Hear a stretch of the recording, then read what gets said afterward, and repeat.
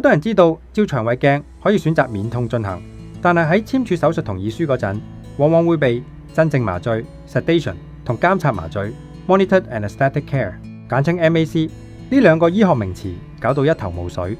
究竟兩者有咩分別？市民又應該點樣揀？其實呢兩種方法都可以達到無痛檢查嘅效果，令你放鬆並進入熟睡狀態。但係佢哋喺醫療團隊架構、監控深度以及術後甦醒質感上有着唔同嘅層次。一、醫療團隊專職分工 vs 一人兩用。鎮靜麻醉 sedation 主要係由負責進行腸胃鏡嘅專科醫生喺檢查前為你注射鎮靜藥物，如普遍使用嘅 midazolam 等。喺檢查過程中，腸胃科醫生需要一邊做檢查，一邊留意你嘅心跳同呼吸狀況。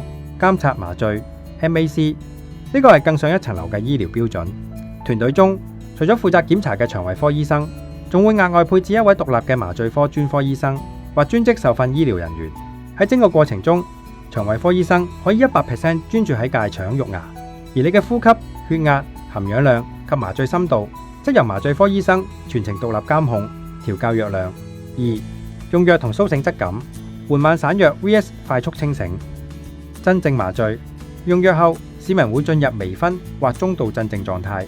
檢查後，藥力需要較長時間消散，部分人醒嚟時可能會有啲微宿醉感或頭暈，需要喺復甦室休息較長時間。監察麻醉 MAC 通常會加入靜脈注射嘅短效麻醉藥，例如 propofol。呢類藥物嘅特點係起效快、散得快，因為有麻醉科醫生精準計量，檢查一完結，藥力就會迅速消散。市民醒嚟時嘅感覺非常清爽，極少有頭暈或作嘔嘅副作用。對於追求效率同生活質感嘅香港上班族嚟講，可以更快回復精神。3、適合對象同安全邊界。雖然兩者都非常安全，但如果你屬於以下高風險群組，監察麻醉 MAC 可以提供多一重安全防護網。年長人士、長期病患者如高血壓、糖尿病、體型較健碩、有嚴重睡眠窒息症 sleep apnea， 患者因為喺熟睡時氣道較易受阻，需要麻醉科醫生即時調整氣道管理。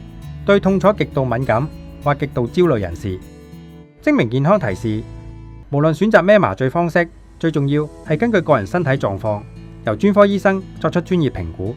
大部分自願醫保、VHIS 及商業醫療保險，對於因為醫療必要而進行嘅監察麻醉 MAC 費用都有相應保障。希望以上資訊可以幫到有需要嘅人士，令大家可以安心並得到健康。最後，有病最好梗係睇醫生啦。